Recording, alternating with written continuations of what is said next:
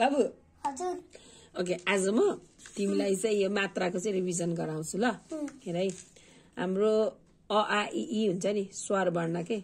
a आ इ ई थाहा छ कि छैन हामीले पढिसकेको है अ आ इ ई हो कि हैन अ भनेपछि यहाँ चाहिँ क ख ग घ ज्ञ सम्म हुन्छ क देखि ज्ञ सम्म है अ भित्र चाहिँ हो अनि आ भनेपछि चाहिँ अब मात्रा सुरु हुन्छ अब चाहिँ के सुरु हुन्छ मात्रा सुरु हुन्छ मात्रा भनेपछि यो अमा है मसँग अर्को मार्कर छ है एउटा अर्को स्ट्यान्डिङ लाइन आएर साथी उभिन्छ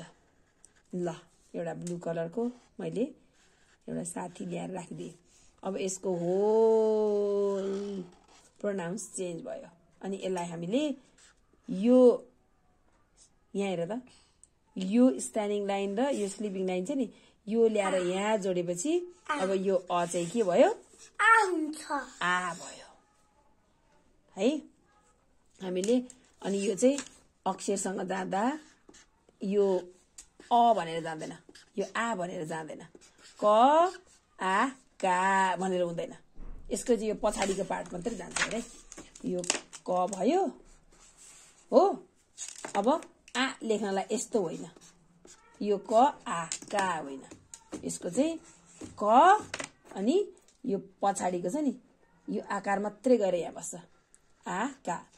लेख्ने बेलामा यो चिन्ह लेख्ने भन्ने बेलामा यो आ भन्ने